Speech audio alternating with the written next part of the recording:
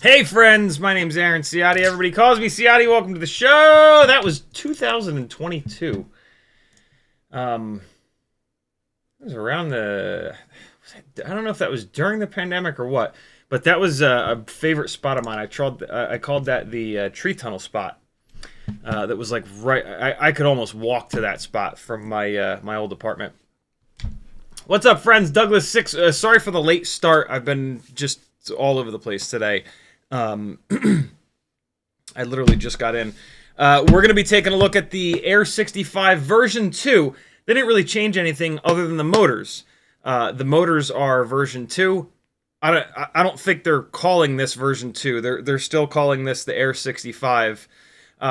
But I reviewed the original one of these, and now we'll review and talk about what I'm calling version 2. We'll talk about the UFL port on the Air AIO. We'll check out the new motors. The new motors are supposedly more powerful and more efficient, which is pretty cool. And we will get it set up, get it bound. I'll show you a lot of the settings that I use. This is from scratch. This just showed up yesterday. And what else? We're going to talk about upgrades. We're probably going to change the propellers. We're probably going to change the antenna. Those are really the only upgrades that I would recommend for this, but we'll talk about that. We'll look at the tune, and I'll maybe turn the tune up a little bit and show you how I would do that. And we're going to fly it around a bunch. I've got 6 batteries on the charger. I've got another one here ready to go. A bunch of 260s, a bunch of 300s. All the gates are set up. The gates down here in the basement are now back very similar to the way they once were. I tried moving them around, and I like the way that they were.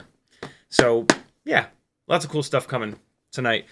This is going to be a little bit of a shorter live stream. This is going to be an hour and a half instead of 2 hours. I'm going to stop at 9 o'clock Eastern, the time that I normally stop at. So, yeah, lot to do. I'm going to try my best to answer as many questions as I can in chat, but fair warning, I'm probably going to miss a couple of people. Douglas 6, Render, Troy Prelog, Rockcrawler, J Deegs, Bird Person FPV, Curtis Hayes, Spaceman Spiff, Rays, Weber, LOL the Kittison, Alley Cat, Bob Bruce, Brent Anderson, Zip, Uriel, Dronezin, Cold Front and Penguin. What's up, everybody? Thanks for coming. Type CiottiFPV into the chat, and it'll light up an orange for me, and I will read your comment. Do my best to answer it, or just give you a shout out, or whatever. Uriel tagged me, said CiottiFPV and all others. Happy to see ya. Yeah, be sorry, I was waiting. Drenzen says, what's up, man? Hope all is good. Raze says, no worries about the late start. We're here for you and love you, bro. Thank you, dude. Cool. I'm caught up already. Let's just dive right on in. Q&A, all the things, BetaFPV version 2. Yeah, screw it. Let's just dive on in. This is the retail packaging it comes in. Nice little cardboard thing, recyclable. Easy with the plastic, everybody. Speaking of plastic, extra set of GemFan 1219S propellers in a unique milky white color. I don't think you can buy this color from GemFan. I think you can buy this color from BetaFPV, or it comes with their Air65 and Champion Edition, I think, comes with a set of these in Smoke Crotch Gray. Don't quote me on that, though. Comes with the little USB-C to JST dongly boy here, which is great, because these are hard to find. I think I still have one of these up on my Etsy store. I don't know where you can buy these. I think my Etsy store might be the only place that you can buy this. USB-C on one side, and then this is the JST plug that connects to a bunch of the new BetaFPV AIOs that have ditched the big, tall, and heavy USB port. So I actually really like this, all the way up until the point that this piece gets lost, and then you can't hook this thing up. So yeah, if you're gonna get one of these, when you buy the BetaFPV AIOs that have the JST plug rather than the USB, they all come with these. When you buy the Bind and Flies, they come with these. So try to score yourself a second one of these as soon as you can, and then when you lose your first one, you'll hopefully have that second one forever. Because yeah, without this, you can't hook this up to Betaflight. BetaFPV did sell this. They did have this on their website previously, as did tinywhoop.com. But we looked for them like last week and couldn't find them. So yeah, if you can get your hands on an extra one of these, definitely do it. Like I said, I might still have one in stock on my Etsy store. Stalk my Etsy store and eventually you'll find one of these. Extra canopy. And the little card for with the instruction manual, which we will of course ignore because we're professionals, and an extra couple of motor screws. Pretty standard stuff, if we're honest, but nothing wrong with that. All right, so get this out of the way, get this extra canopy out of the way. It comes with an Air65 frame in blue, and then the clear canopy, whip antenna, CO3 camera. This is the Air65 5-in-1 AIO. This is not the Matrix AIO. This is the direct solder one. This is the lightweight AIO. This is the AIO that a lot of people have had an issue, myself included, with the UFL popping off. So, we are going to change the antenna on this. Maybe we're not. I would really like to change the antenna on this to an ORT Micro V. The problem with doing that is I'm going to have to remove this UFL now. There's a chance that that UFL is going to rip off when I do that. If it doesn't rip off, The ORT micro V antenna, if I want to run it through the hole in this canopy, which I kind of want to, the head of the micro V. Do I not have one? How do I not have one? I ordered like 7,000 of them to sell on the Etsy store. Hey, CiottiFPV.com to support me, my friends. I greatly appreciate it. It is how I keep doing this full time. Where is the little bag of ORT micro Vs for... There we go. There they are. So yeah, I would love to move this over to one of these fancy little white micro Vs. But the problem with doing that is the head on the micro V, I've never flown a fixed wing thrash, is bigger than the hole in the canopy. So in order to install this micro V, I'm going to have to feed the UFL through the hole in the canopy and then plug it in. Every single time I want to remove the canopy, if I ever want to remove this canopy, like let's say this canopy breaks, I'm going to have to unplug this ORT micro V. And again, the UFL port on these ultralight, this is a problem that plagues all of the ultralight AIOs. The Air65 4-in-1, 5-in-1, and the Mobula 6 2024. They, in order to save weight, they reduced the thickness of the PCB. In the process of doing that, the UFL that's soldered down to the board that you can't really reinforce becomes kind of fragile. And so every single time you unplug the UFL VTX antenna from all of these ultralight, ultra-thin boards, there's a chance you're going to rip that UFL off. You rip that UFL off, and it's game over. These things have a built-in VTX. That's kind of like the whole point. And so, as much as I want to run this awesome little micro V antenna, it locks me in to this canopy. These BetaFPV banana hammock canopies are very strong and very light. I don't love them, though. They don't do the best job of keeping the camera from rotating, which is kind of a pain. I could certainly just put a dab of E6000 to fix that issue, but these canopies do break if you hit them hard enough. And so if this canopy is to break, first off, like I mentioned, just unplugging this whip antenna, I might rip this UFL off.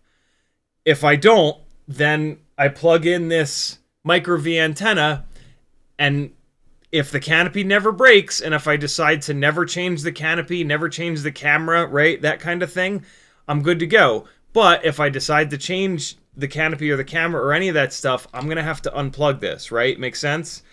And so I don't think I'm going to do it. I think what I'm going to do is show you guys how to modify and ruin the performance of the stock whip antenna. Because the whip antenna fits through the hole in the canopy. And so you can just leave this whip antenna plugged in here, put a blob of E6000 on top of the UFL, which is going to help it not rip off. But the main thing is that you're never going to unplug this antenna, right? This UFL antenna is basically like permanently attached to this thing. That's what I did on the Air65 race. And I feel like that's what I should do with this guy as well. I'm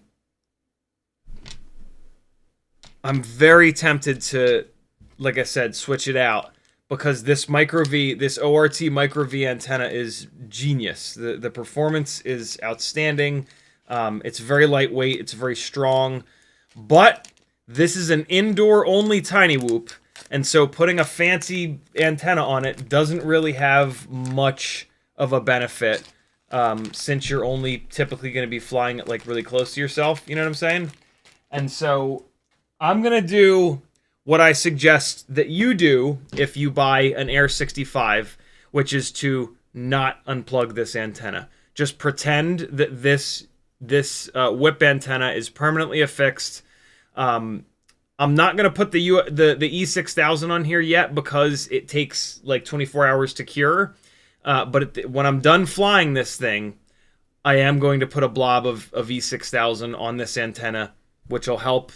You can rip this UFL off the board without even unplugging the antenna. And so a nice big blob of E6000 over top of the antenna will help everything kind of stay together, and it will help that UFL stay attached to the board, hopefully forever. And then if you want to save weight, I'm going to show you how to save weight, which is to modify the whip antenna. Although I showed you how to do that on the Air65 race. Do I really need to show you again? Speaking of, where is the Air65 race? Let's weigh these two things. Let's get a little comparison going. So, I'm sorry, not race, Champion Edition. Sorry. Champion Edition. So the Champion Edition, I removed the ground plane from the antenna here to make the antenna super lightweight. And then after the stream that I reviewed it, I put a blob of E6000 there on the UFL. And it's been totally fine. I've flown this thing a bunch. You can see how beat up sort of the ducts are. I've changed the propellers. Other than that, that's it. That's all I've really done to this. This is on the version 2 motors as well, but they're slightly higher kV. You can tell they're the version 2 by that big Roman numeral 2 there. See it down the bottom? And so these motors are a little bit more powerful than these. These are the race spec motors, which are, see, there's the Roman numeral 2. The kV is 27,000. So we're going to fly both of these rigs tonight. But right now, I want to actually weigh these. I want to see if there will be a difference in weight. I want to see what it is. The AIOs on these two things are exactly the same. Let me put this down. This is silly. The frame, AIO, camera, canopy are all exactly the same. Champion's got 30,000 kV motors. This has 27,000 kV motors. At the moment, this is on the props that it came with. I did fly this on the props that it came with, but then I moved it over to these bi-blades. Let's take a look at what these two weigh. The propellers are going to shift the weight a little bit between these two. The ground plane being removed from the antenna is also going to affect the weight. But let's just see. Champion Edition with a couple of little upgrades. 17.2 grams. Air65 Race. 17.2 grams. 17.22. 17.22.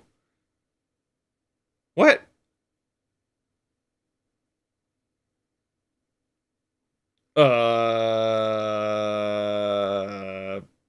Bueller?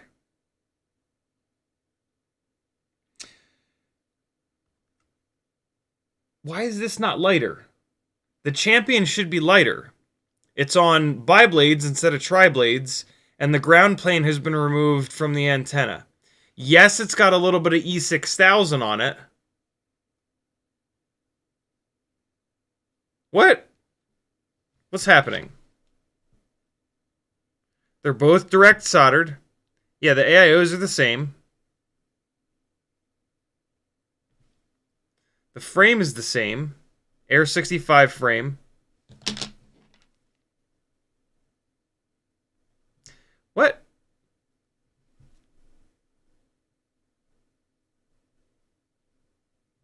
Canopy is the same. Camera is the same. What's happening here? Is the scale broken? What's the Wandering Whoop weigh? Wandering Whoop weighs 18.16 grams.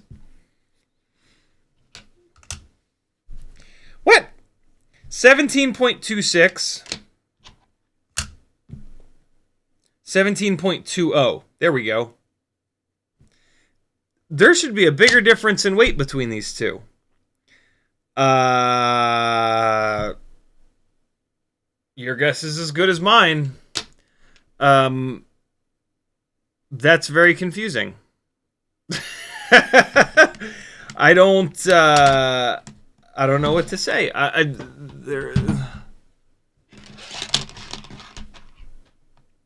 The AI, every single chip is in the exact same spot on the AIO.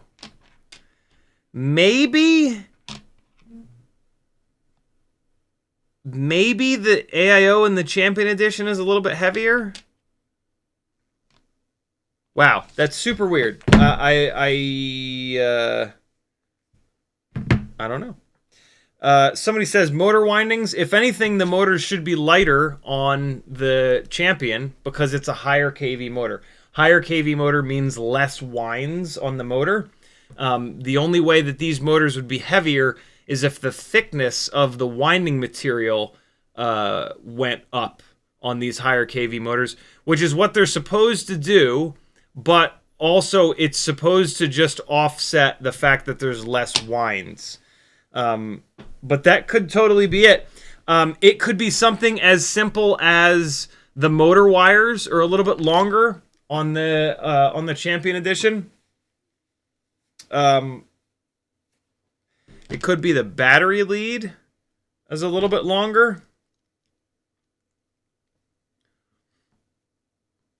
Super interesting. Okay.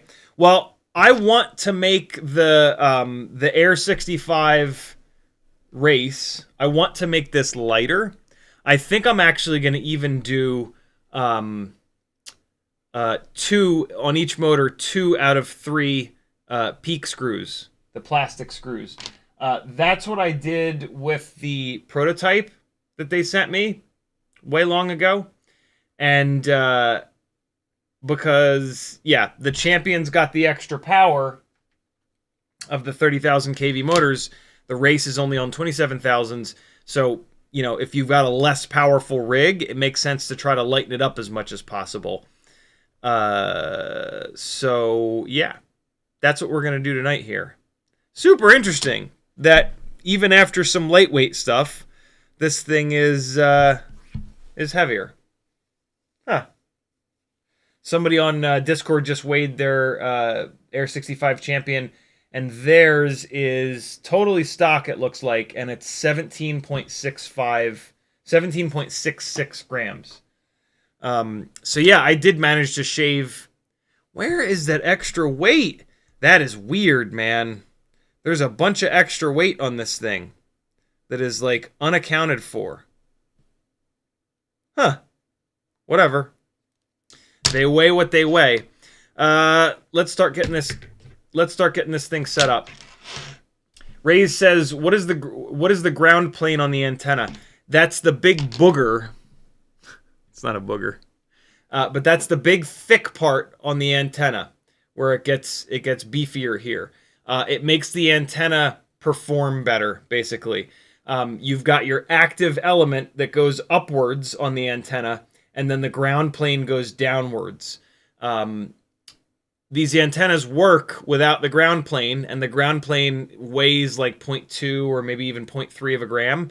And so if you're just going to be flying around the house, you can absolutely remove the ground plane, and you'll be totally fine. You can benefit from the slightly lighter weight. Oh, it's the motors. No, they're both on the V2 motors. I was going to say one of these is on the V1 motors, one is on the V2, but no, they're both on the V2 motors. Yeah, I don't know where the difference in weight is. But yeah, one of the super popular ways that racers lighten up, the lightest weight antenna setup that a lot of racers run is a whip antenna with the ground plane removed. And most of us have a million of these whip antennas floating around. And so it's a really nice kind of thing to do. Again, if you're going to be flying around the house. If you're going to be doing like cinematic analog flying, or if you're going to fly outside, don't do it, because it really does hurt the performance of the antenna. You know what? I am not going to make this antenna ultralight. I'm going to show you guys how to do it. I have another antenna sitting right here that I'm gonna show you guys how to do it with. But I'm gonna leave this antenna on because there's a really cool situation that I find myself in. Both of these things weigh exactly the same. And because of that, these are a really good test bed for 27,000 kV Beta FPV motors versus 30,000 kV Beta FPV motors. So yeah, I'm going to leave this Air65 alone in terms of all up weight for the moment. We are going to make this antenna ultralight. And so if you want to do that on your Air65, you'll know how. I just noticed something. Who can tell me what's wrong with this picture? Who that has been paying attention lately can tell me what's wrong with this picture?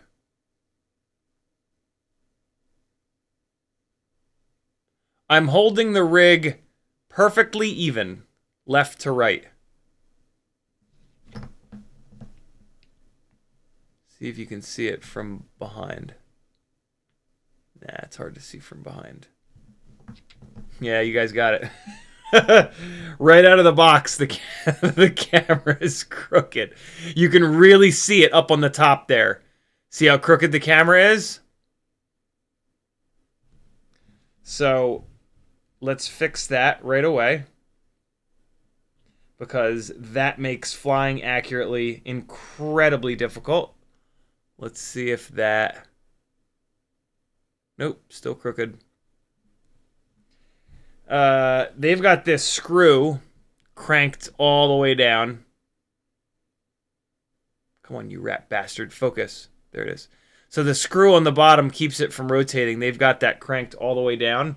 I actually have to loosen that up to be able to try to de-crookify this camera. This is a part of the problem. When you tighten this screw up, it rotates the camera a little bit. And so you can get the camera rotated perfectly, but then when you tighten that screw up, it affects it a little bit. So you got to kind of go back and forth, back and forth, back and forth. So let's see. Come on, focus on this, you jerk. There we go. Oh my God, I made it worse. I made it way worse. How did I make it way worse? All right, let's try again. Oh, okay. It's because when I loosen this up, there's tension on the camera from probably the camera wires. And when I loosen this screw up, it that tension like unleashes the beast. All right, let's see if I can get this. Come on. That might be a little bit better. Nope. They really need to put, I mean, they probably have a million of these canopies, and there's no way for them to, okay, apparently this goddamn camera is just never going to focus again. Come on, man, please. There's so much contrast for you to focus on, you donkey. Come on, donkey brain. I think I can see that it's not really level. It's level in the opposite direction this time, though. Let me just try to kind of force it. Okay, there we go. I think I got it that time.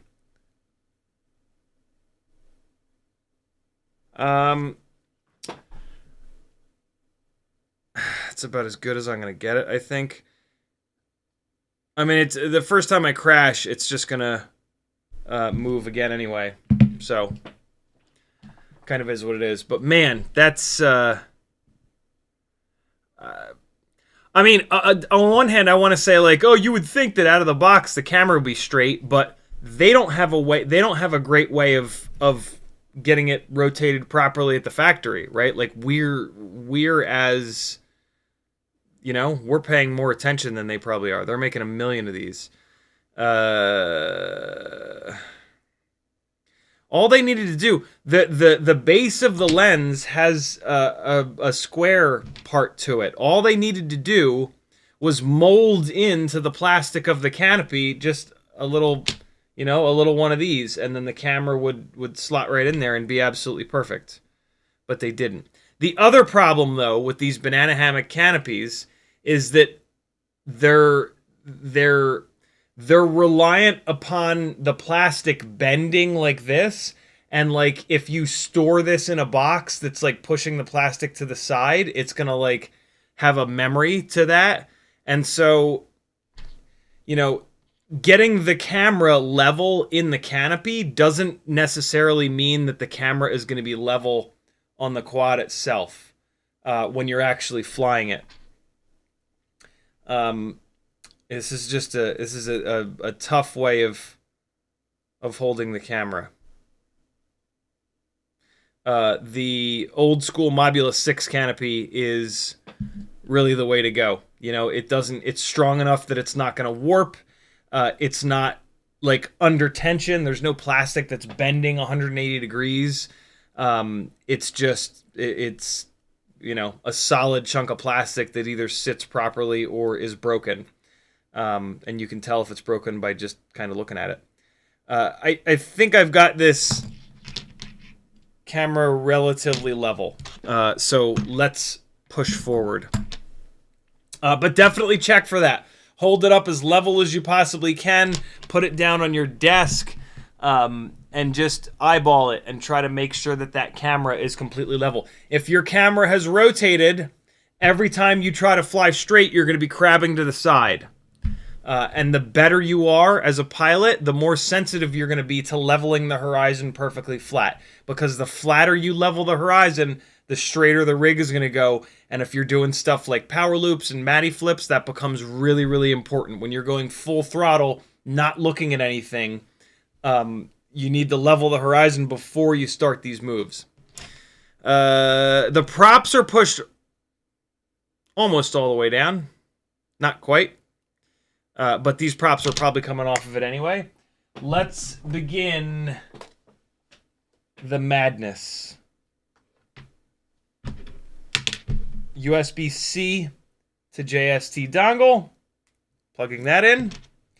And then we're going to plug this JST into the bottom of the Air65 V2.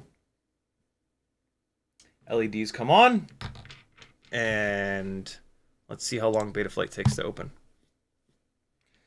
Let's see how long. Come on, Beta. Whoa! That was pretty good. Click connect. Oh, it's on 4.5. That's pretty awesome. Does that mean that I can just type in my binding phrase? Of course it doesn't.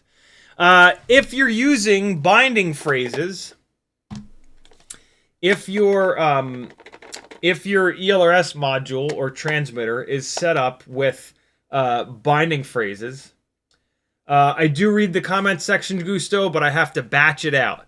I've already ordered a QX7. It might have been your comment, but yeah, I like. So I'm looking for the old school FR Sky case for the QX7, and I'm like asking you guys, like, hey, if anybody's ever seen it, if you have like a friend that might have one, let me know. I want to buy it from them, or you can just go on FR Sky's website, because they still sell it. So I have a brand new one coming, and it's like $30. So I have a brand new one coming. If you are using binding phrases on your transmitter or module, the bind functionality in the Lua script will give you an error message. It doesn't work. If you have a module that has a screen on it, like the Naminmo, you can navigate through that screen into bind mode, and you can use the bind mode in there if you just want to do like a quick bind on the quad, right? Plug and unplug 3 times. And so, yeah, that's something that's been tripping me up that I learned something about very recently. So since I'm using a Nomad module here with no screen, the ELRS won't work to bind this thing. So I need to either hook this up to the computer here and then go to the ELRS web flashing tool, which works really, really well. Or what somebody in my Tokyo Dom in my Discord was like, dude, why don't you just use your phone? Why don't you just let it go into Wi-Fi mode and use your phone? I never thought to do that. I've only ever tried Wi-Fi mode here on my desktop and on my laptop, and for whatever reason, it just never works. So this thing is in Wi-Fi mode right now. I'm going to try it on my phone. So I'm going to go to Settings, and then Wi-Fi, Express LRS Receiver, and now let's see what happens. Apparently it has weak security. It's giving me a little pinwheel. I think it should pop up and prompt me, right? Come on.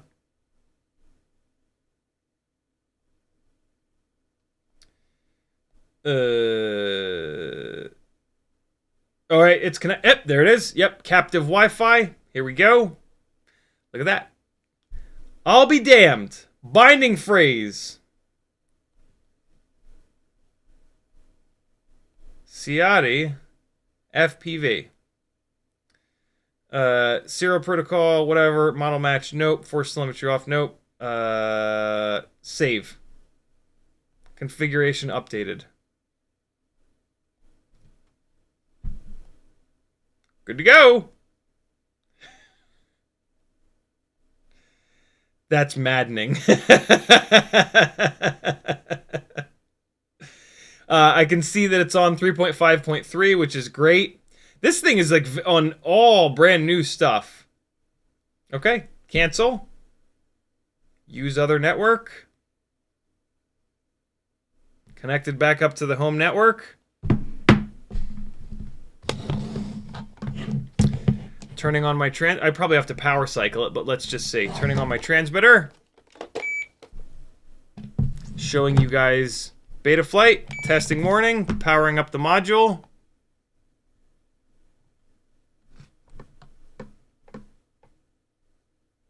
I have to power cycle it. Let's power cycle it. I hope it didn't work.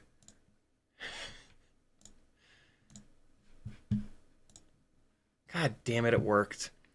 Well, there you go.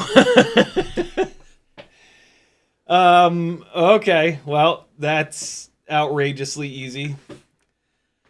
I never thought to do it on my phone. The thought never crossed my mind to do it on my phone. I used Wi-Fi, I used the Wi-Fi setup like one time, really early days, with my laptop. And it worked, and I was like, oh my god, this is great. We're going like years back now. And then, for whatever reason, it just never worked again. And same thing on this desktop. It would not work. Many a live stream, you guys would see me go through the proper steps, and it just wouldn't work. No idea why. And yeah. Wow. That's pretty cool. So there you guys go.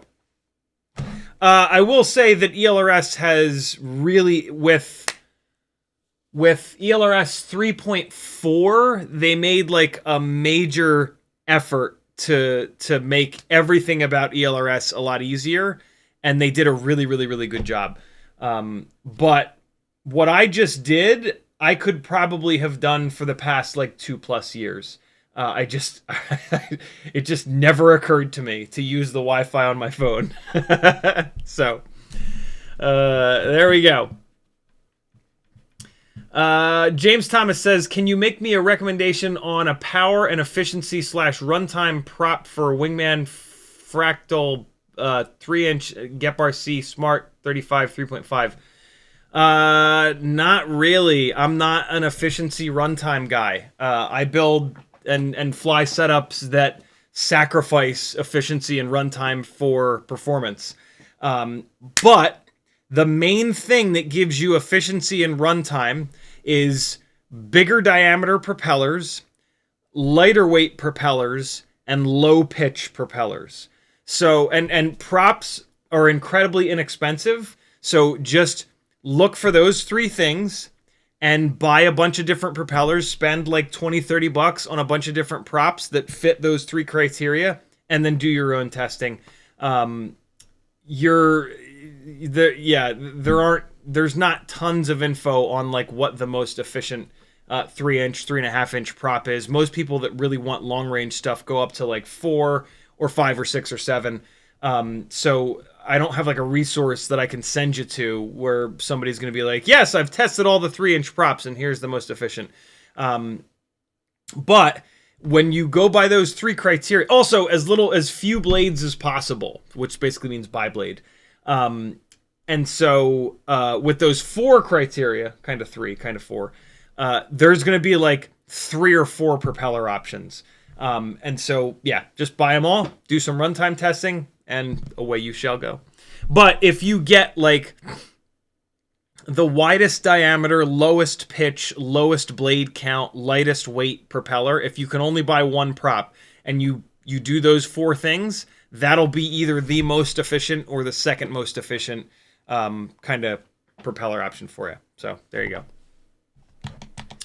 Back to the setup of the Air65. Like I said earlier, this is going to be a shorter live stream. I am going to miss comments in the chat. I'm doing my best, but yeah, I want to get this thing set up in the air, talk about upgrades, change the propellers, compare it to the Champion, and so we got a boogie if we're going to get all that stuff done.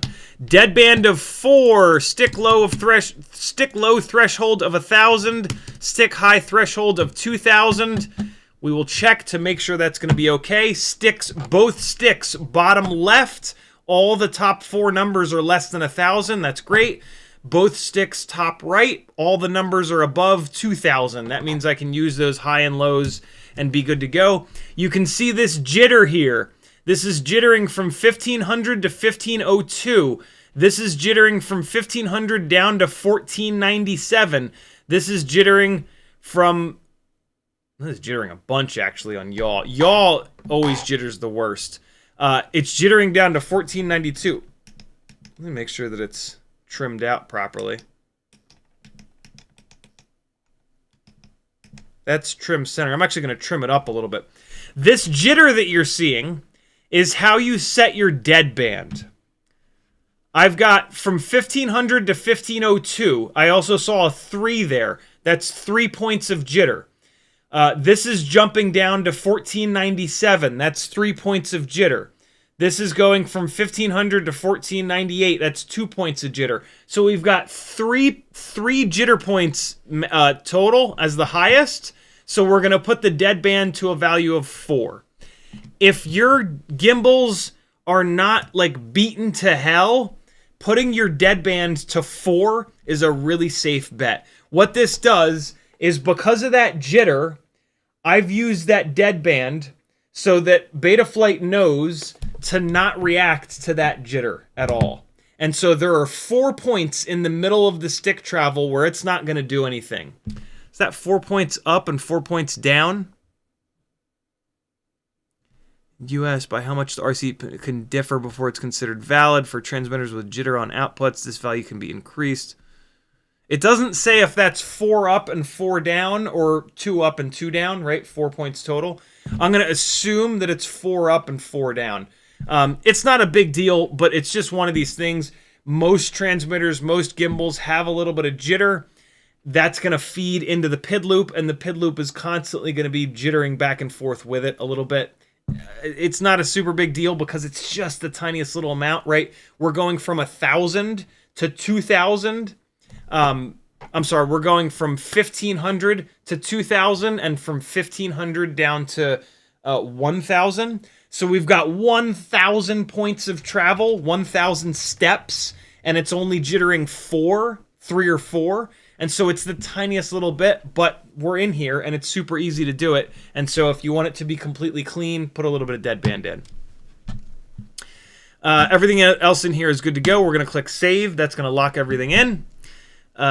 First things first, come up on the top here and hold the quad and go nose down, nose up, roll left, roll right, yaw left, yaw right.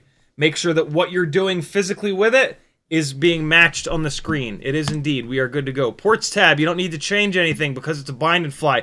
For the love of God, you've bought a bind and fly. Do not update it. Bind it and fly it. You're going to have to do a bunch of this stuff that I'm doing, but do not buy a bind and fly and then update it. It does not do anything good for you. It wipes out any specific stuff that they've put on here. Do what it says. Bind it, do the bare minimum setup, and fly it. Don't update it. It's such a silly idea. From Betaflight 4.2 to current 4.5, very little has changed. You are going to get almost zero benefit in terms of flight quality or anything else that you're going to notice by updating even an older bind and fly rig that's on 4.2. Don't do it. Leave it alone and fly it. Cool? Ports tab, it's a bind and fly, so everything is set up. Configuration, 8K, 4K, that's great. That means that it's not a BMI 270. It's probably an IMU 26, 20, 28, 26, 80, 28, 680, 680, 68, 680, 26, 8, 68, 6, 69, 69, 69, 69. This is all looking good. D-Shot beacon is turned on. That's great. Air mode permanent. That's great. OSD is turned on. That's great. Maximum arming angle 180. Perfect. Save and reboot because I did type my name in there for the craft name or the pilot name. I forget which one. Doesn't matter. Power and battery. The maximum cell voltage is correct, but the minimum and the warning cell voltages are a little bit high. Let's move these down a little bit. Minimum cell voltage is 3.3. Let's bring it down to 3.2. 3.2.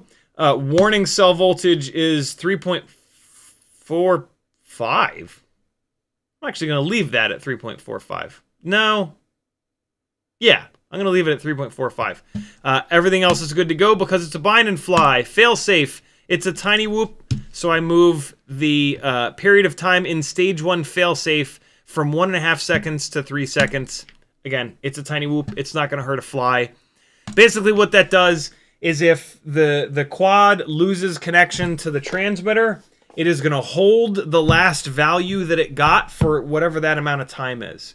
So if this goes into failsafe, it's going to have 3 full seconds of doing whatever it was doing from the last packet of data that it got. And so hopefully it'll just keep flying straight and get past whatever is blocking the signal, and then I'll get control back.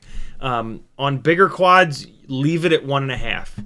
It's safer for them to fall out of the sky than for them to get stuck in somebody's hair at the same throttle value that it was at for 3 full seconds. I'm actually going to... Usually what I do in the presets is I'll do Express LRS... Yeah, I'm going to do it. I run my Express LRS on 250 hertz, so I select this one, and then I do this HD freestyle here. This adds a little bit of stick smoothing to make the footage look a little bit better. You sacrifice a little bit of... this adds a little bit of latency, but it smooths everything out a little bit, so your flying will look better. I don't really notice the little bit of extra latency that it adds. Save and reboot. It also optimizes a bunch of things for the specific 250 hertz ELRS packet rate. Reconnect. We're done in the presets. We're going to skip PID tuning for the moment. We already did the receiver tab. Modes tab. Arm is correct. Angle mode I'm going to turn off. Horizon mode is going to be aux2 in the up switch position, which it's in right now. Beeper, these are my specific settings. Don't run these settings. You should have your own settings. Beeper, aux3 all the way down. Flip over after crash, aux3 in the middle. Why on earth would they? Oh, they had it set in the middle. Yeah, they need to reverse these. It's a better idea to have flip over crash in the middle and then beeper in the opposite switch position. Launch control for fun, aux2 in the middle. And then my super secret clean OSD but still getting warnings set up is to enable here, aux2, full range, OSD profile selection, aux2, save. This is now going to, on my aux2 switch, this is going to change my OSD profile between 1, 2, and 3. And then in your OSD, you've got 3 separate OSD setups. So you can move this switch and change your OSD elements for 1, 2, and 3 switch positions. What I do is numbers 1 and 2 are full OSD, but then number 3 is clean OSD with warnings. So it's totally clean until the end of the battery, and then it'll give me a low battery warning so I don't ruin the battery. But if I'm recording DVR, because I'm going to do an analog edit, it doesn't have the ugly OSD all over it. I have, behind my little face here, I have a chunk of CLI stuff. The first of which is crash recovery. The second of which is my analog OSD setup. And so what I'm doing is I'm just copying these and then pasting them directly in. And now I'm going to type save. And now all of my OSD stuff and crash recovery have been enabled. Go back into the OSD just to make sure that everything looks good. See, and it doesn't. When you do that from the CLI, it doesn't turn stuff off in the OSD. I don't usually run this. This is the full battery voltage. This is turned on by default. I need to physically turn that off. Same thing with the crosshairs. Turn that shit off. And you can see my OSD profile, right? I've got link quality on profiles 1 and 2. All these different things. Craft name on 1 and 2. But 3 is empty until you get all the way down to warnings. Warnings, I've got all 3 checked. So this is the only thing that's on in switch position 3. That's how you get a clean OSD with warnings, so you don't wreck your batteries. ThrashFPV says, what's the difference between scale and clip throttle limit percentage? Which case is the best for what setting? Hover your mouse pointer over the question mark, the tooltip to the right of it, and it'll explain it. I forget which one is which, but the tooltip is really good. Battery capacity 300, RSSI, altitude, whatever, that's all. Nonsense. All right, good to go. So that's the OSD setup. Motors, we need to plug a battery in for. So, well, no we don't, because this is a bind and fly. The motors are going to be spinning the right direction. We don't have to do a damn thing. This is all good to go. What I do want to do, though, is go into ESC configurator, but we're going to do that after we finish up here. So we skipped PID tuning. We hit the receiver tab. We hit the modes tab. We hit the adjustments tab. Motors tab we don't need to touch. Other than the fact that this is set up props out, which I don't love, but we're going to fix that when I change the propellers. So we'll leave this all alone. It's a bind and fly, bind it and fly it. OSD, I changed over to my settings. Video transmitter, it's a bind and fly. Luckily, I run Raceband 8, which is what they ship these things on. Power 25 milliwatts, perfect for inside the house. But low power disarm is a really nice setting. Turn it to on until first arm. This way, when you plug the quad in, it won't go to full. I mean, it doesn't really matter if you're running it on 25 milliwatts, but if you've got this thing set to 400 milliwatts, when you first plug the battery in, it's going to keep it at the lowest setting until you arm it, and then it'll bounce it up to a million billion gigawatts. Sensors we don't use. Black box. Ooh, this has black box. Onboard flash, 1K, gyro scale. They've got this all set up properly. And there's a... No.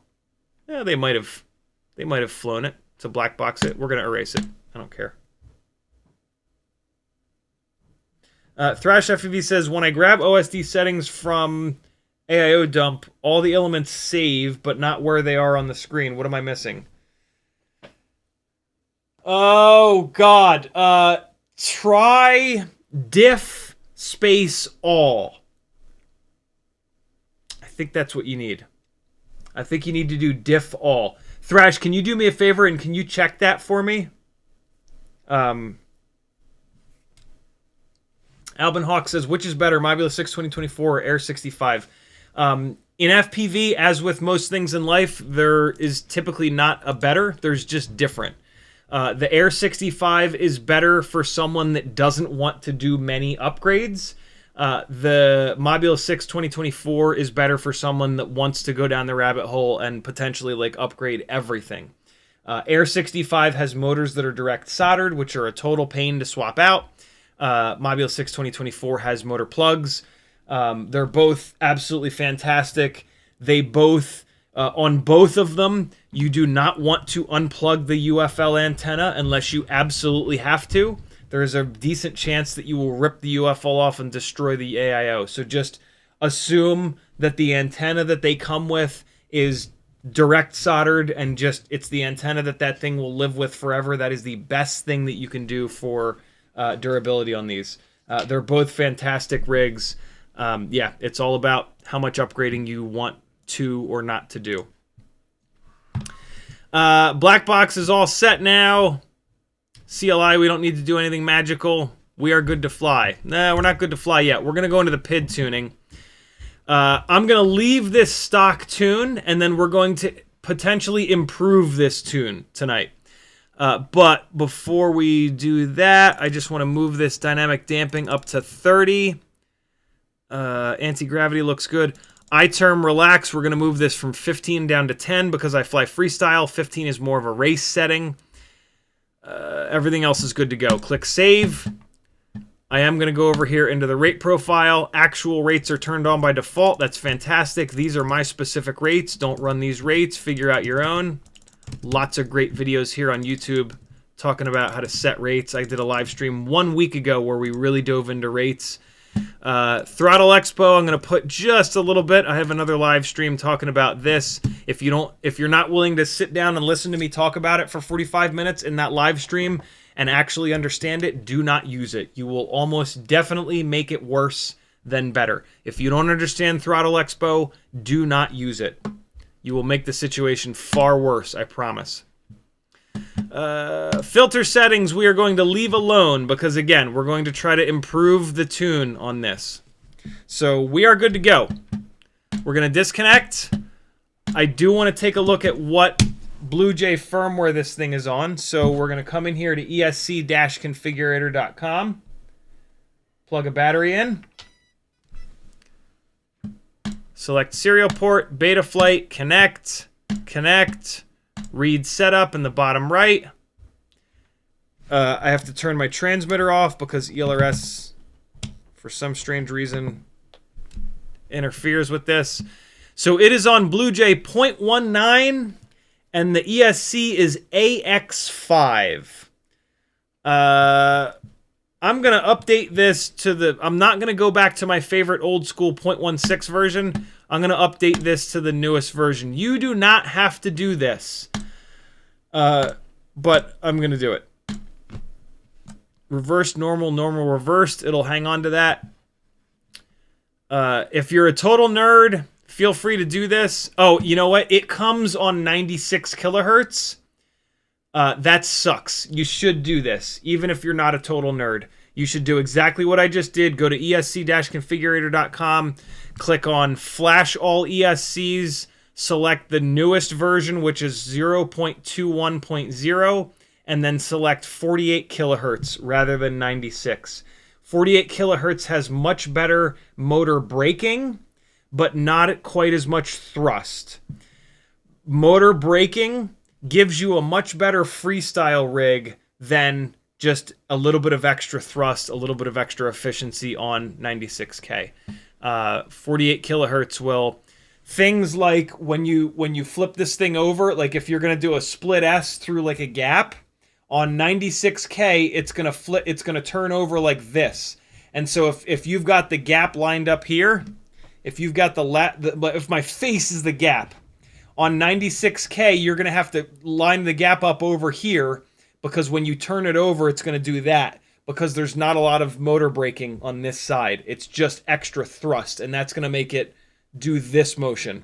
On 48K, you can fly right at the gap. It's gonna break these motors down more, and it's going to kind of rotate on its own axis rather than rotating like this.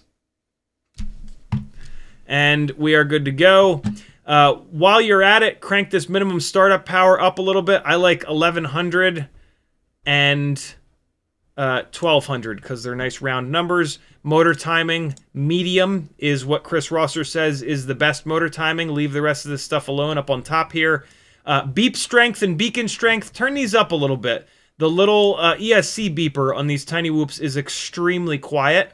When you're looking for it, it's nice to have that beeper. So bump these beep strength and beacon strengths up to 150. Beacon delay, set this to 2 minutes. If you plug it in and you leave it alone for 2 minutes, it'll start beeping. Like, hey, dummy, I'm getting too hot over here. Do something about it. ESC power rating, put it to 1S. Temperature protection is disabled. That's interesting. Usually it's on. I like to turn on brake on stop. It just, when you disarm it, it stops the motors as quickly as it can. God forbid it's stuck in somebody's hair. And then right settings. And that is a full setup. You should not do anything more than that when you get a bind and fly. For the love of God, stop updating bind and flies. You're paying for work that the manufacturer did, and then you're deleting a bunch of that work by updating it, and you're getting zero performance benefit. Don't do it. Bind it and fly it. There are certain things that you have to do. A lot of that stuff I just did, you don't have to do. You certainly can if you're a nerd. It's going to make it fly 2% better, maybe. But, again, you do not have to. We've got video. Let's see how level I've managed to get the camera.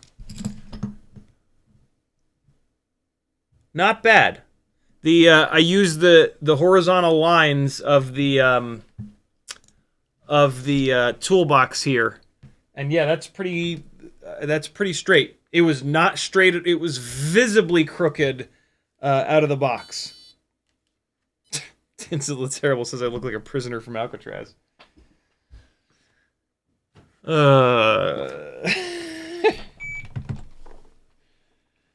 Screw you. I like this shirt. The buttons on this shirt are very cool looking. Alright.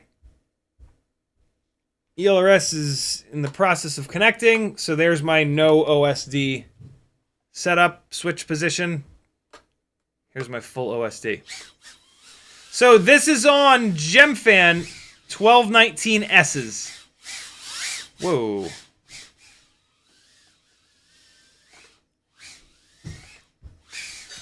Hey, tune is struggling. Got hung up on the crash symbol there. The tune is a little bit on the struggle bus, and I am tangled up in the drum set. Bear with me. So I changed from 96 kilohertz to 48. That could be a part of the reason that the tune is a little bit off. It's tuned for 96. 96, you get a little bit more thrust, but a little bit less braking, motor braking. We are going to retune this thing anyway. One of the reasons that I say don't necessarily make all those changes is because of exactly this. I'm going to retune this thing. And so for me, it's fine to make all those changes. I tried to really cut that corner tight. But yeah, if you're not gonna like completely boy, if you're not gonna completely retune it, maybe don't make all those changes. Wow. Okay, I'm gonna have to go get it. It is okay. Battery's getting a little low. I'm trying to like rush to get it back here. Okay. That battery was like half discharged because it was sitting here plugged in and all that nonsense. So I just wanted to get that out of the way to get an initial look. We're gonna run a 300 mAh battery on it. Also, that was a 260 mAh battery, which is a little bit lighter. They almost certainly have it tuned with 300 mAh batteries. This is the actual test. Stock tune, my rates, stock filtering. We've changed from 96K to 48K. So if the tune is off, it could be because of that. It could just be a soft tune from the factory. They typically, with bind and flies, don't tune them to the absolute bitter edge. Yeah, so it's tuned for 300 mAh batteries. 300 mAh batteries also sag a lot less. Every once in a while, it's got a really weird little wobble. And I'm flying really erratically because I'm trying to bring that out.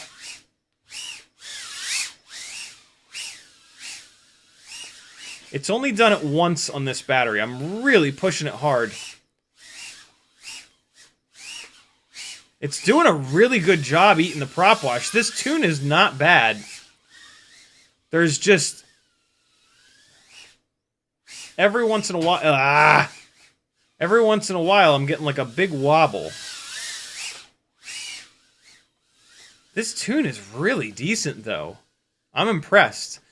There are 2 PID tunes on this. One for these propellers, and one for the HQ ultralight props, which is really, really cool. I don't know of any other bind and fly that's ever done that. I really like that. This tune is really decent. We're going to take a look at this tune in a little bit. I got greedy. We're going to, we're actually, after this battery, we're going to take a look at this tune. Where's Teddy at, man? Where's my, oh! Let's see how he likes the Air65 version 2. Oh, he hates it! Oh, he hates it! He's protecting the kids. Oh! Teddy Spaghetti. Woo! Oh, come on, buddy. Come on. Keep chasing. Oh, God, I gotta get back. Oh! I'm trying to corkscrew down the stairs as if this is an 18-gram rig, but it's not. It's a 17-gram rig. That's why I keep hitting the inside of the door there. Oh, don't do this. Don't do it.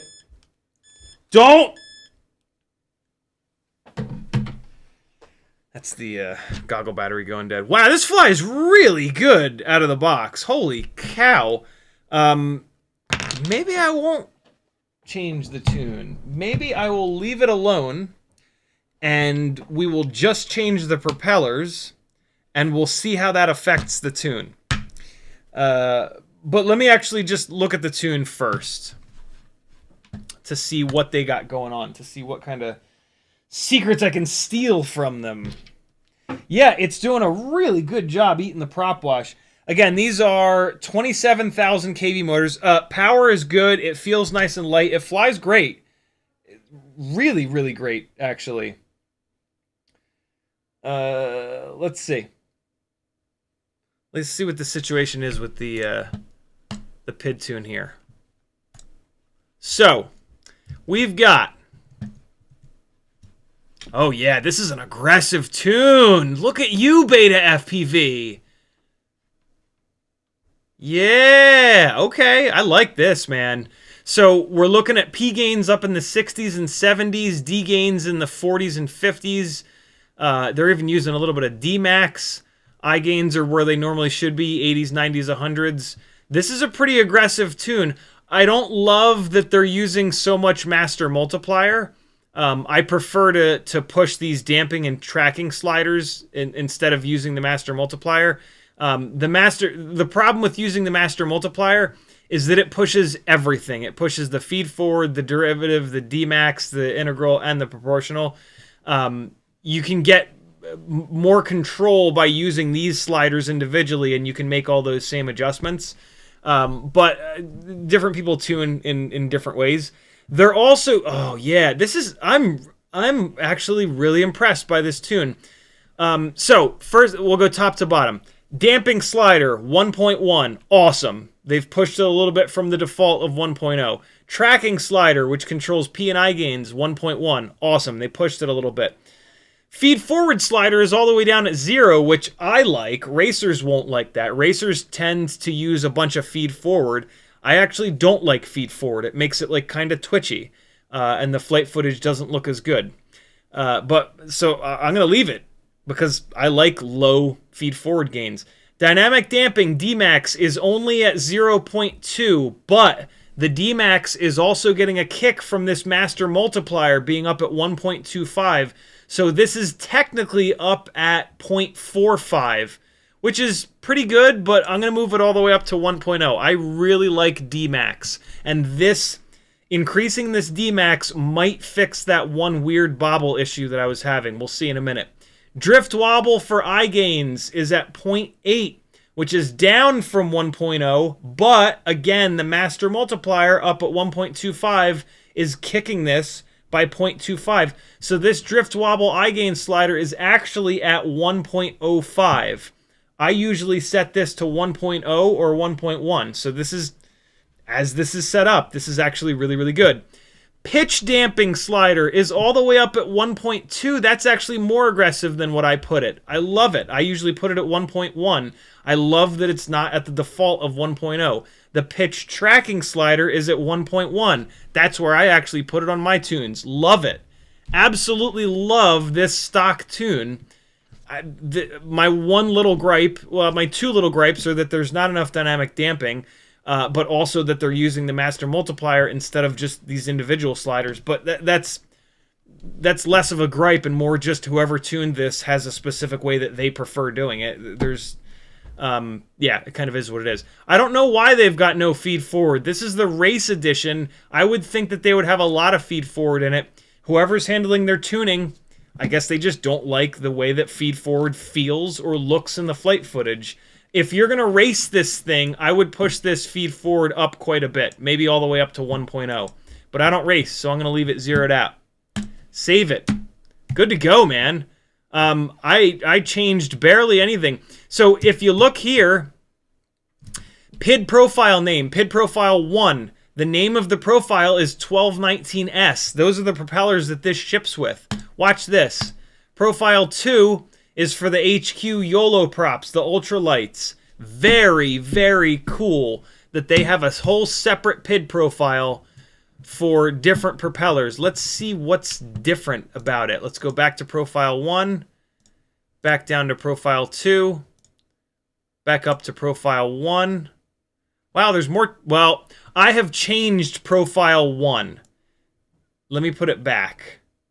Well, no, just ignore the Dmax. Ignore the Dmax change because I did that. PID profile 2. So the top 3 sliders don't change. The top 4 sliders don't change. Back up to profile 1. It's just the pitch damping and pitch tracking that change. Which is kind of weird. But I love it. This is really, really cool. And this makes a lot of sense. The HQ propeller is lighter weight and less pitchy. Because it's lighter weight, it's going to have better response time. The better your mechanical response time is, the less PID gains you need. And that's exactly what we're seeing here. The pitch damping and pitch tracking on the ultralight propeller PID profile is a little bit lower, 1.1 and 1.05. When I go up to profile 1 for the 1219Ss, both of those jump up a little bit. And that absolutely makes sense. Really good. Oh, also the eye gains. The eye gains change a little bit. They've actually got, that's weird.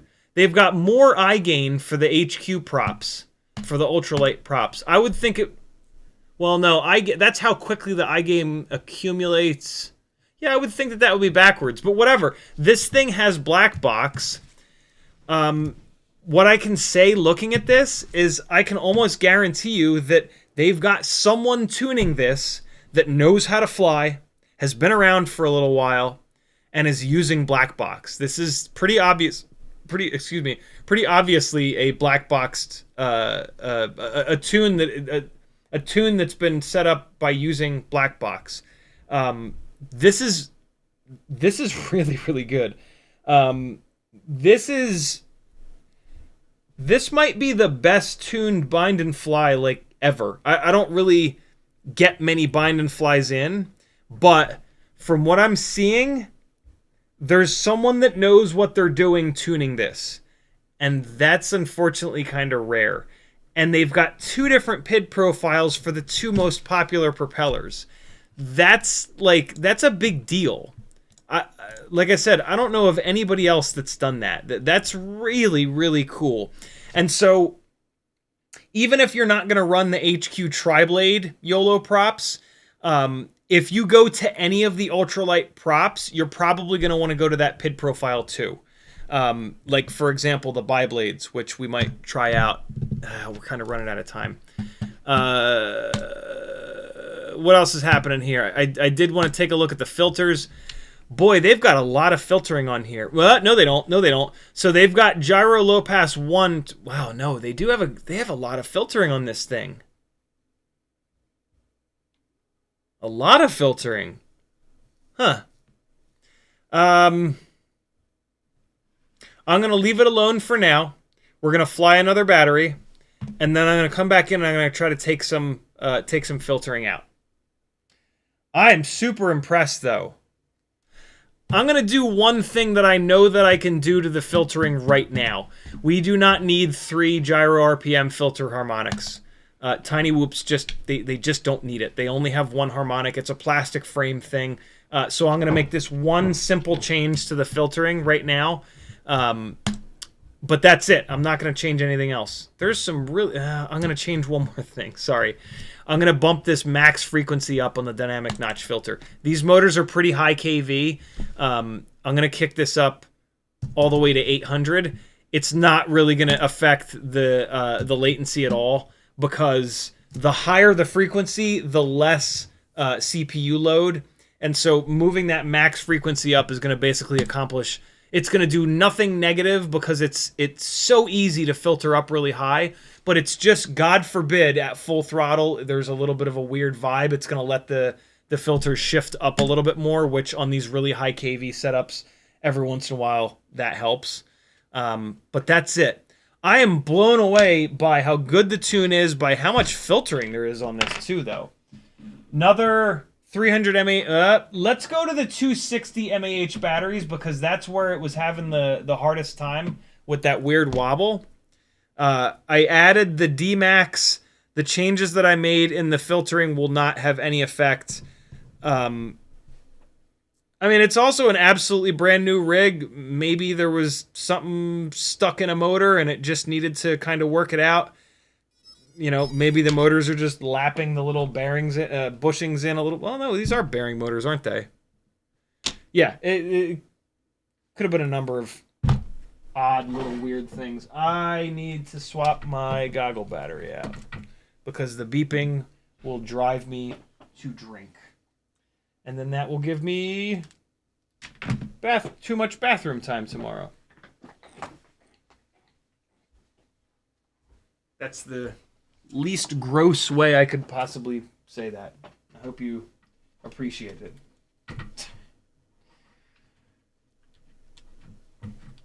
All right, here we go. Let's see how the tune is. So again, all I really did was move the D-Max up.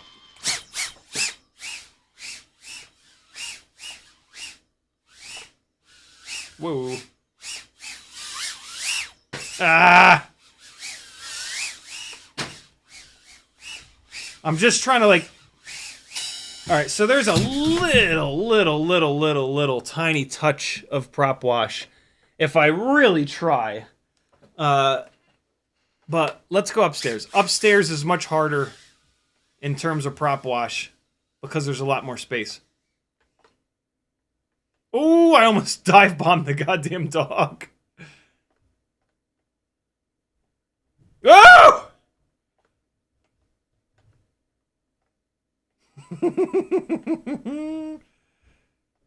Kiddos are cooking. I love it. Come on, Teddy. Get it. Give chase, little buddy. Yeah, yeah, yeah. Oh, man. Oh, no! Look out, buddy boy. Yeah! Ah! He got me. Ooh! Ooh! Oh, man, he is aggressive tonight. Uh-oh. Uh-oh, something ain't right. Hold on. Oh, my God. I am having the hardest time getting through this doorway. Something ain't right. Oh, boy. It is running away when I'm at 0 throttle. Although now it's fine again. Let me just take a quick look at it. Just to make sure nothing's weird. What was happening with you, little buddy? That was super strange. I don't know what that was. It was running away. I thought maybe like the battery was hanging down under it or something like that. But then, yeah, right as I flew back towards myself, the frame's fine, the motors feel fine. Huh, that was odd. Is the camera still level? Kinda. Looks pretty level. Alright, let's keep going. That was interesting. Oh, God. I forgot the the lamp was right above me. Oh!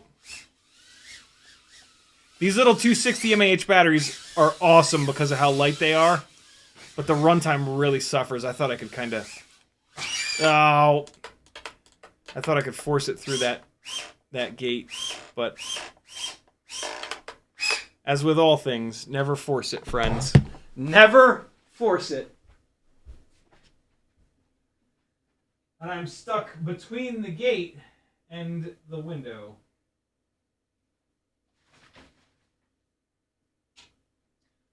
Tune is dialed, man. Absolutely dialed. Amazing job, BetaFPV. I'm gonna tweak it a little bit. But for most people, there's no reason to mess with this tune. This is really well done. And these batteries are, these motors make really good power. These 260s that I'm running here have also been cycled a bunch of times. And so they're not like fresh, you know, non-abused 260s. And so don't judge the run times by what you're seeing here. Also, these 300s, don't judge any of these run times. If you've got fresh batteries, you're going to get much better run times out of this thing. That being said, I find that if you're interested in runtime, the Happy Model motors are really the way to go. These BetaFPV motors make great power, but from like from a runtime standpoint, they're not quite as good as Happy Model. Okay, so like I said, this has a lot of filtering on it. I think it has too much filtering on it. First thing I'm going to do is rock this gyro filter multiplier all the way up. Don't turn it off, but turn it all the way up. Next thing I'm going to do is... Oh, I didn't save it when I moved that max frequency up. That's annoying. All right, there we go. The next thing I'm going to do is turn this D-term up, D-term slider up. Why is it not? What's happening here? What's going on? Why is it not? What? What's happening, little fella? Let's disconnect. Oh, okay. Well, no. I was going to say Betaflight hung up, but... let's unplug and replug the Whoop drone. There we go. That's better. PID tuning. Filter settings. Okay. Let's try this again. Turn that all the way up. And then I'm going to take this D term slider and I'm going to move this up a little bit to 1.2. So 2.0 and 1.2. Save it. And then I'm going to change this max frequency up to 800 here. Save that. Let me just disconnect. What's happening here? Why is it acting so weird?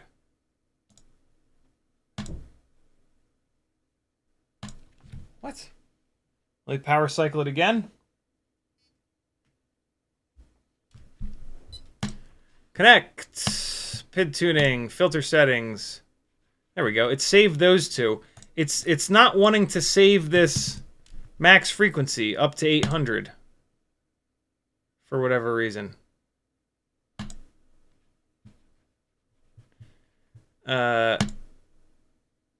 Yeah, what is that about? When I change that dynamic notch max frequency up to 800, it hangs everything up.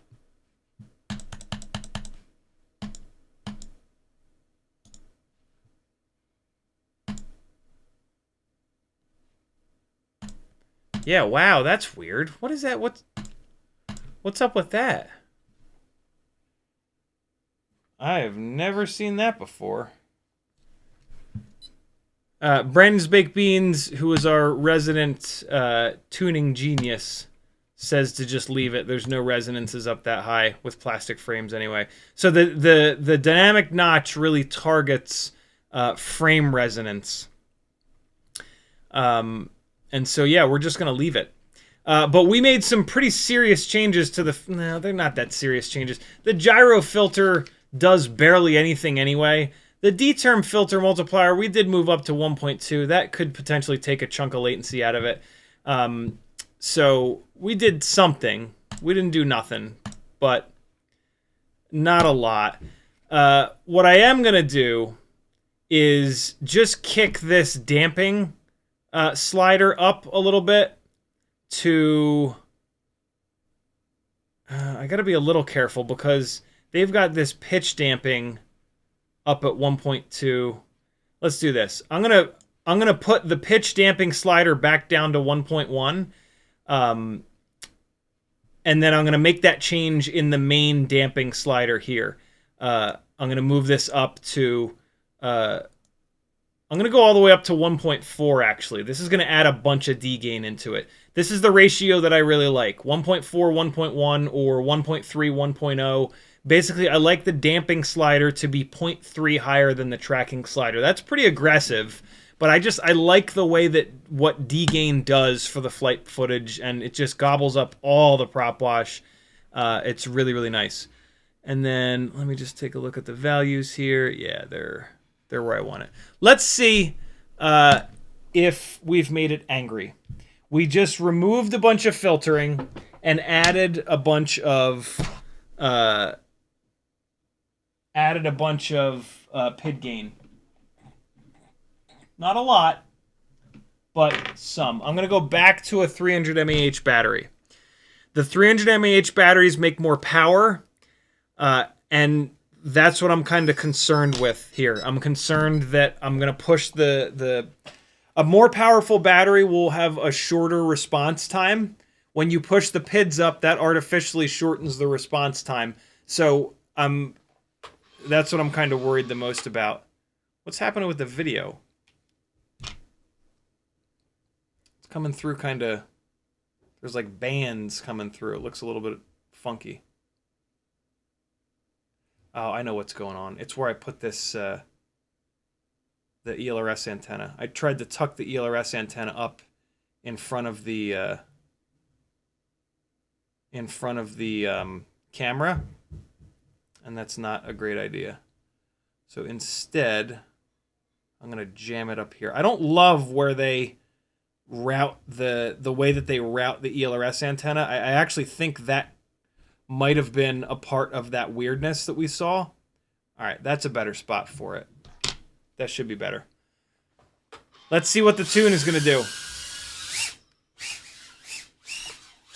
Good to go. And now... any remote semblance of prop wash is completely gone. This will probably not prop wash ever. Oh, yeah, look at that. Look at that. The tiniest little bit, which I almost guarantee you did not come through the live stream. But this is now all the way dialed. No reason to push this tune any further than it is right now. Ah! Now you can just worry about your flying. It actually went through this gate, for the record. Hey. Oh, God! Oh, look at it stop. Yeah, this is all the way dialed now. So, at this point, the only thing I'm not thrilled with is the response time of the mechanical system. And what I mean by that is these GemFan 1219 props, while they are incredibly durable, and if you want durability, they are the prop for you. They're a little bit heavy. With durability comes extra weight. You know, as with revolvers, the weight is a sign of durability. Oh, God. If it doesn't work, you can hit them with it, right? I don't know what I was doing there.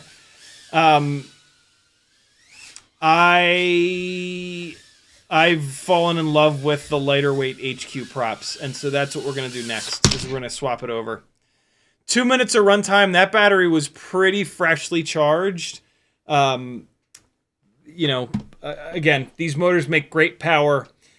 These motors are only 27,000 kV, which actually pairs really well with these high-pitch 1219 propellers. But I don't know. The HQ props are significantly lighter weight, and there's a crispness that comes from that I really, really, really like. And, you know, why ever leave anything alone when you can modify all the things forever? So I'm going to take my Tiny Whoop clone popper, my favorite of the prop poppers here, and I'm going to get these GemFan 1219S's off of here. We're going to go to the... all of those changes that I made are good to go. Admittedly, though, this thing is now tuned closer to the edge of what's possible. And so if I were to put 20, 30 batteries into this and smash the shit out of it, and the props started to get banged up, the frame started to loosen up, the motors start to get banged up, with the tune where it's at now, it's going to become unflyable earlier. And so that's something that you have to really keep in mind, because it does matter. If you're going to push a tune like this, you're giving yourself less headroom for the mechanical system to get beat up. This is absolutely brand new out of the box. This is the cleanest that it's ever going to be. And so if you're going to push a tune like this, you have to be ready to back that tune off or replace components. On a rig like this, where the motors are direct soldered, it's a total pain to replace the motors. So maybe don't tune it. The out-of-the-box tune was really, really good. And the out-of-the-box tune is backed off a little bit with more headroom so you can beat on it more before it starts to do weird stuff. Weird stuff is like you arm it and it tries to fly away on its own. You blip the throttle, and when you zero the throttle, it like has like a secondary, like if you blip the throttle like this, it should just jump up. When it's starting to get beat up, you'll blip the throttle, it'll jump up, and then it'll kind of like jump up again. So it'll like, when you chop the throttle, it won't immediately drop elevation. It'll like kind of slowly pop down, or just every once in a while, it'll just sort of like oscillate and fly around on its own. That is, either a tune that is too aggressive or over-tuned, or a mechanical system that's starting to get beat up. Those two things are directly related. If you make the tune more aggressive, you're giving less headroom for the mechanical system to get beat up. Again, the out-of-the-box tune on this is unbelievably good. One of, if not the best I've ever seen. I'm really, really impressed. But we are going to go ass opposite end of the spectrum on the propellers right now. These Gemfan 1219S tri-blades are the heavier of the really, really, really good new generation of Tiny Whoop propellers. They're also the most pitchy. We're going to go all the way to the opposite end with an HQ Ultralight Biblade, which is, it's not the least pitchy, but it is the lightest weight. I've really fallen in love with these props on high kV motors. The reason I'm doing this is that these are not high kV motors. I wonder if this is going to have enough power for me. And this is the easiest way to find that out. I just dumped the rest of these propellers in my crotch. We've got a high right, a high left, a high right, and a high left. There we go. These propellers are going to give the absolute quickest response time. Well, let's see. I have not drilled this propeller out yet. Let's see how it fits on these BetaFPV motors. Too tight. HQ Ultralight props, I'm having to really push on this. That's not good. Take it off and drill it out. On my Etsy store, they might be out of stock right now, but I think I just need to put them back in stock. I sell 1.5 millimeter and 0.99 millimeter drill bits. These drill bits are how you save $40+ on your motors. Because when you jam a propeller onto a motor really hard, you're bending the motor shaft and you're also hurting the laser weld between the motor shaft and the motor bell, and you will eventually destroy that motor. Nobody sells individual motors, so when you destroy one of these motors, it costs you $40+ to buy a set of 4. Instead of doing that, send me $5 and I'll send you a 0.99 millimeter drill bit. This is called a pin vise. This is the coolest way to hold these drill bits. I'm going to have pin vices available on the Etsy store very soon, like within the next couple days, if not tonight. CiottiFPV.com has a link to the Etsy store. If you don't have a 0.99 millimeter and a 1.5 millimeter drill bit, you are costing yourself money. Don't do that. Hook a brother up. Buy a sticker when you're buying a drill bit, or when you're buying anything from the Etsy store. Buy one of my stickers and put it on something, and then take a picture. Put that on Instagram, tag me. I'll put you in my story. Some people will find you and be like, yo, you look like a cool dude. You'll make some more friends. You'll learn some more things. You'll live a better life. A service that, I provide free of charge. Not really. You got to buy something. You got to buy a sticker. But it's a pretty good deal. So there we go. Just like that, I have very quickly, very easily drilled out 4 different of these propellers. The first time that you drill these propellers out, you're going to do exactly what you just saw me do. Get the prop started and spin this thing. Spin the propeller all the way down to the base of the drill bit, and then spin it back up off the drill bit. This takes a tiny little bit of plastic off the inside of the propeller. If that does not take enough plastic out, you want to put the propeller on here and don't spin it, and just force the propeller down and then pull the propeller back out. When you pull the propeller back out, you'll see a little cloud of white plastic. When you spin it, it takes like a nothing amount. When you jam it down, when you hand jam it and then hand yank it, it removes more. You'll figure out how many times you have to run a propeller for it to take enough plastic pretty quick. And then you put it on here, you get it started, and you push. I'm getting to the point where I'm having to start pushing hard. My elbow is coming up. That's too much. You're pushing too hard at that point. And you want to push the motor all the way down. Yeah, it's still a little bit too tight. I believe all of these HQ YOLO ultralight props have the same inner diameter. So all I'm going to do is put it on. Don't spin it. Push it down to the bottom.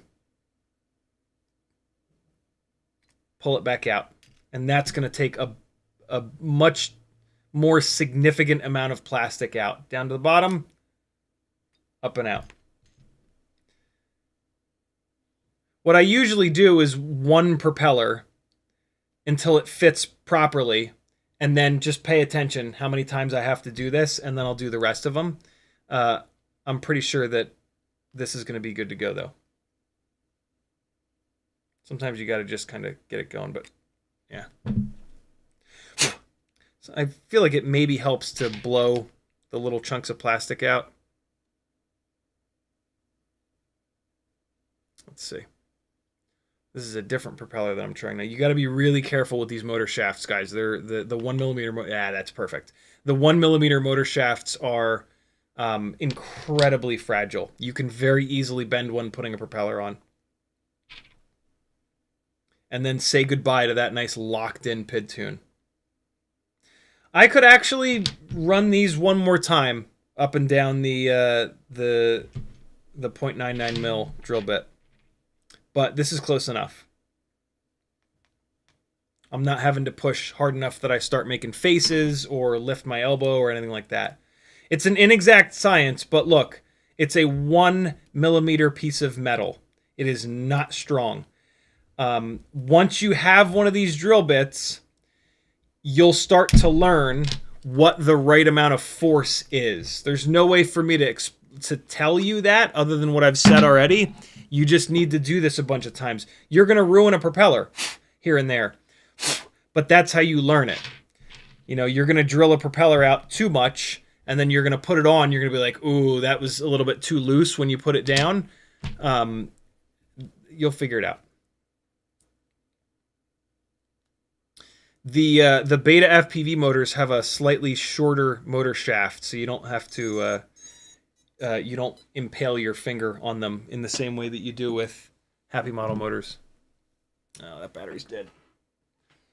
All right, so now we're going to run this thing on HQ 1.2 by 1.2, I believe they are, by 2. They are bi-blades.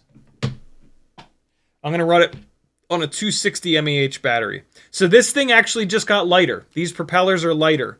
And I'm going to put this lightweight battery on it. Transmitter over here. Let's see how it is. Let's see if it has enough power with these itty bitty props.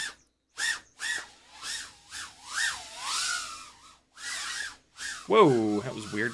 That was just me flying like an idiot. So, look at the yaw. Look at how sharp that yaw is. On the sticks, this feels like I just added a whole bunch of feed forward. We might even get some better run times now. We should. It's a bi-blade. There is definitely less... Oh boy. There is definitely a little bit less power. But there's still enough power. Tiny Whoop props are very inexpensive. And so you should have a couple of sets of the 1219S's, these the 1210 bi-blades from GemFan, the HQ old school ultralight tri-blades, the new ultralight tri-blades, the 1.2 by 0.9 by 3s, and these bi-blades. Although I don't even know if you can get these bi-blades yet. They might still be in they still might be in the prototyping kind of phase. I really like these props. I like bi-blades on Tiny Whoops for my flight style. They kind of float a little bit better. We definitely did not get more runtime. Well, I mean, maybe. I don't know. I haven't been paying attention to runtime on these 260 mAh batteries, but We didn't get drastically more runtime. I'm flying pretty hard though. I mean, I'm like really laying into the throttle. Let's do a 300 mAh battery. I think I'm gonna end up moving this to an HQ ultralight tri-blade. Also, notice I didn't have to change the tune. I didn't change to that weaker tune. I didn't just Stevie Wonder that, did I? Hopefully you guys got to see that battery. Here's another 300 mAh battery. This will be full power, but also full weight. This is the HQ biblade, 1.2 by 1.2 by 2. Battery is falling out of the effing goggles. Get back in there. There we go. All right, 300 mAh battery. I wonder what the runtime is going to be here. Woo!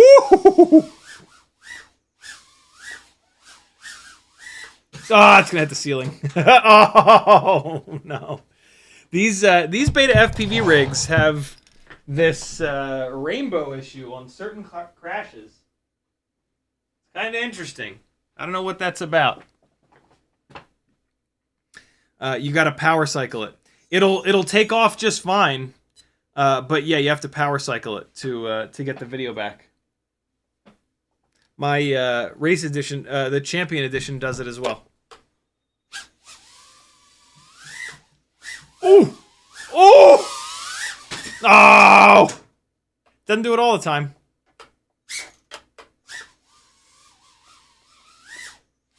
Oh God! Ooh, I can't believe I caught that. Ah, didn't catch that. Ooh, let's try the home theater power loop. Get it lined up over here. And... oh, we got it. Back that up with a mirror flip. Oh, no! Actually kind of got disoriented there. Let's get a good mirror flip in. Hold on. Come on. Settle. Settle. Settle. Oh! I'm having such a hard time with mirror flips. It's like the easiest thing that I do down here. Let me out of here! Oh, I think I might know why I'm having a problem with mirror flips.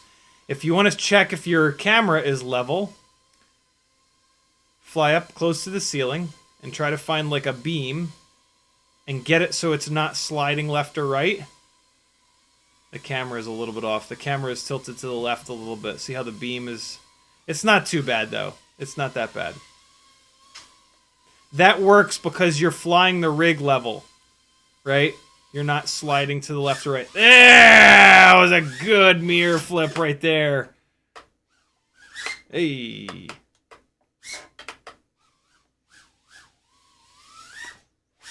Oh. We're getting low battery warnings already? It's only been 1:40. Ah!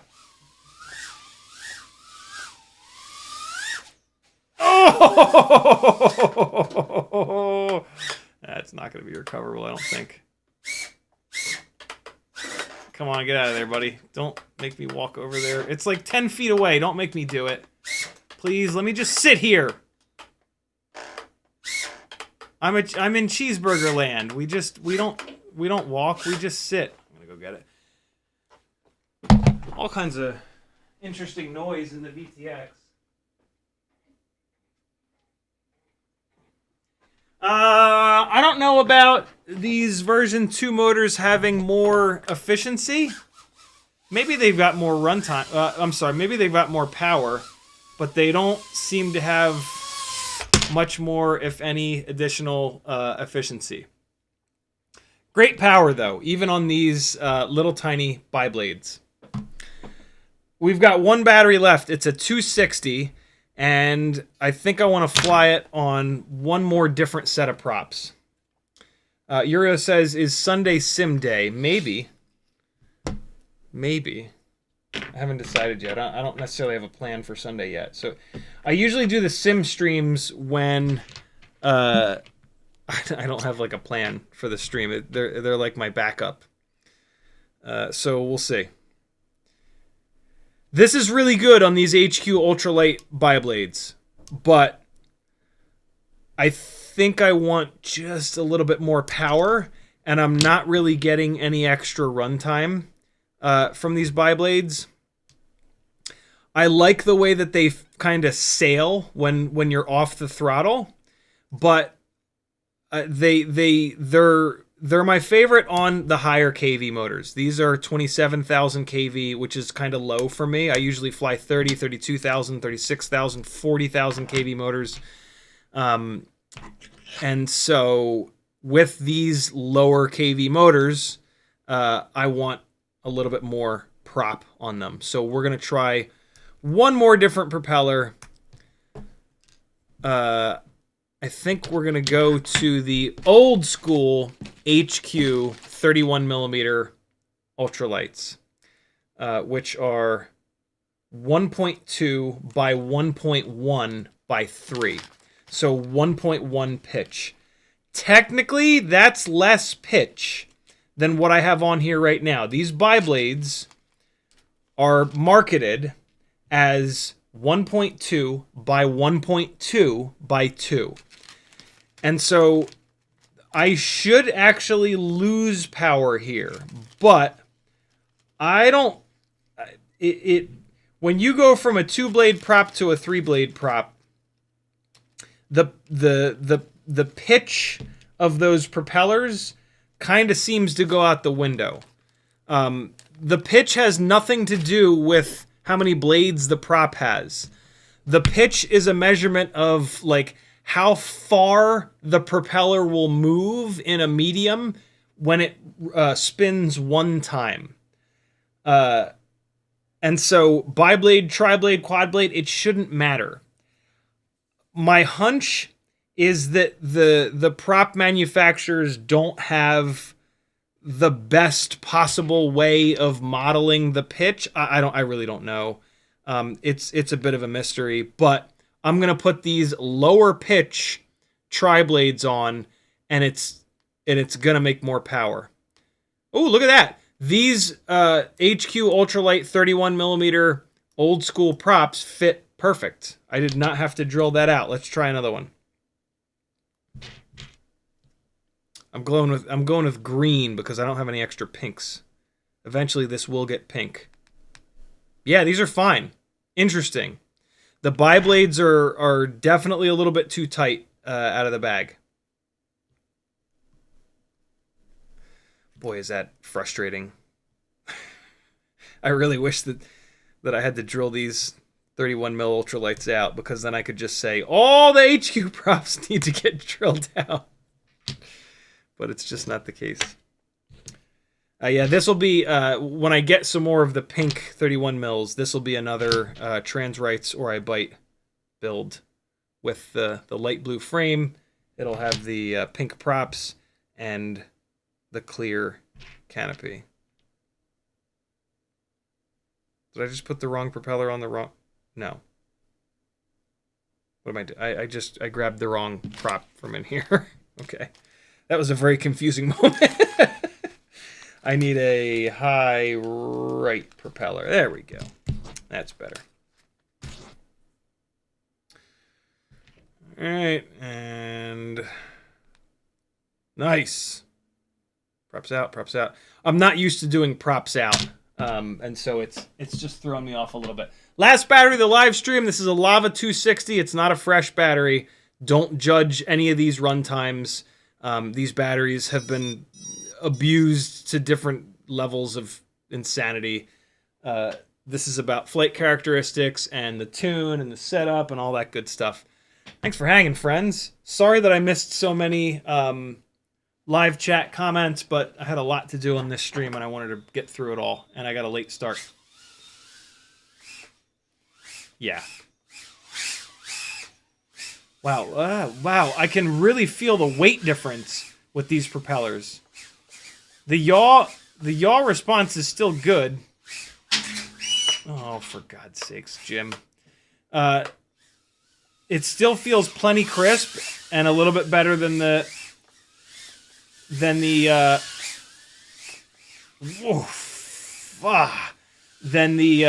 Gemfan 1219S's. But yeah, this is somewhere in between. These are lighter than the 1219s, but not as pitchy. So not quite as much power, but a little bit better response time. Those HQ ultralight biblades are response time kings because they're the lightest of the propellers. So the response time is amazing, but then they lack a little bit of power. I didn't get enough rearward momentum there. I'll stop it. Come on.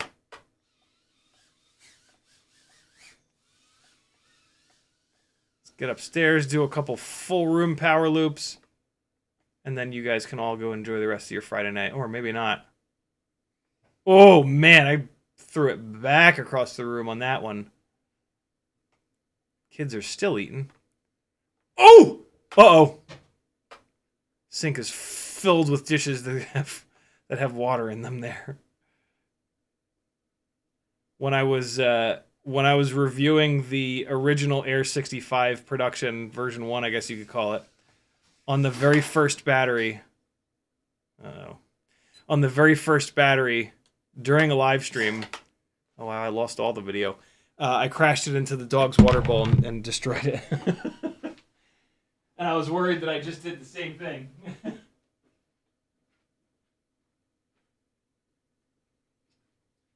Yeah, there's definitely something going on with these BetaFPV Air AIOs where they lose video like this, or the video goes full rainbow, and you have to power cycle it. Don't know what that's about, but it doesn't happen all that often. The camera plug is totally fine. The camera looks totally fine. It's not just this one that does it. It's there's something going on with the board that causes that to happen. I haven't really heard anybody else talking about it either, which is interesting.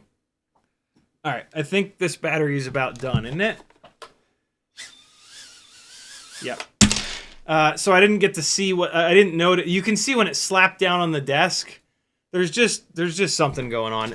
My guess is going to be that when you make things ultra lightweight, there are consequences to that. I don't know if that actually has anything to do with it, but that's probably a pretty good guess. There you go, my friends. Thanks for hanging. Enjoy the rest of your Friday night. I hope you learned something. I hope I didn't miss too many chat comments. I know that I missed a bunch. I'm going to leave this... I don't know what propellers that this is going to end up on. Here are the propellers that you should have, though. You owe it to yourself to have a bunch of different props. Because they're so cheap and they are the thing that has the biggest effect on the performance of how these things fly. Nope, those are 1.4s. Okay, so they are available. All right, so here are the ultralight biblades. I'm just going to open these all up in separate tabs. Hold on a second. Here are the low-pitch tri-blades. We did not fly the low-pitch tri-blades. I will. But we did not tonight. These aren't the exact ones, but just bear with me. I'll have to scroll too far to find the actual 1mm motor shaft Gemfan 1210s.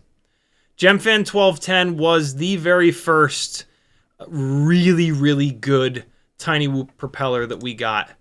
But it was like 2-3 years ago that we got that propeller. And since then, some other propellers have come out that are slightly better. This is the biblade, HQ 1.2 by 1.2 by 2. Get you some of these. These are excellent. Oh, different colors. I only have them in gray. Very cool. Purple, too. Yo! HQ ultralight 31 millimeter low pitch. These are 1.2 by 0.9 by 3. These are also amazing. These are the 1.5 millimeter motor shaft version, but the normal version of these Gemfan 1210s, 1.2 by 1.0 by 2, these are the old school, awesome, great, super durable, amazing propeller. You should have a couple of sets of these. These are the Gemfan 1219S. These are the pitch kings. These are also the durability kings. Both of the Gemfan props are very, very durable. 1219S, 1.2 by 1.9 by 3. Great props. You should have a couple sets of these. And then these are the old school HQ ultralight 31 millimeter. They are 1.2 by 1.1 by 3. These are the last propeller that I just ran it on in some kind of a green color, which I don't even see here. Cool. You should have all 5 of those props. It'll cost you $20. Each one of them performs noticeably different. I hesitated before I said noticeably because it is still subtle. If you've not been flying for if you don't have at least a few hundred Tiny Whoop batteries in, there's a chance you won't be able to tell the difference. That'll be a good indicator of where you're at as a pilot. If you're 1,000 batteries in, you'll be able to tell a difference between each one of these propellers, almost certainly. Propellers make the biggest difference in flight characteristics, other than like a drastic change in motors. If you go from like a 20,000 to a 40,000 kV motor, yeah, okay, that's going to be super, super, super obvious. But like, if you go from like a BetaFPV 0702 30,000 kV to a VCI 0702 30,000 kV motor, you're not going to be able to tell a difference. If you go from 2 similar props like that, you're going to be able to tell a difference. Does that make sense? I hope so, because I'm in the goddamn live stream. Sorry that I missed so many chat comments tonight. Come on through on Sunday, and I'll answer all your questions, my friends. CiottiFPV.com to support me. This is totally crowdfunded. The only way that I can continue to do this full-time is because you guys go there and you do things. Patreon helps me the absolute most. You can join the Patreon for 7.5 cents per hour of live streaming content. You can't tell me that the last 2 hours were not worth 15 cents. I might have cost you $100 or saved you $100 or cost you $20 in propellers. But you're going to get the good stuff. You're not going to get the garbage stuff. And that's where I save you money. I love you guys. Bye. Here's some more random freestyle flying from 2022. I'm not ready. Flight footage, this folder's called. There's 0 items in it. Way to go. Oh, wait, no. It was just taking forever to open it up. What is this? 2022. Ripsqueak. Ripsqueak on 1404 motors, 4500 kV, 2540 by 3 propellers. Maybe I'm flying good. Maybe I'm flying like a buffoon. Oh, I'm flying out in front of the house? Was I in this house in 2022? Well, I've been here a while. Here you go, friends. This is through the RunCam Hybrid. I love you. Bye. I'll see you Sunday at 3 o'clock Eastern Time.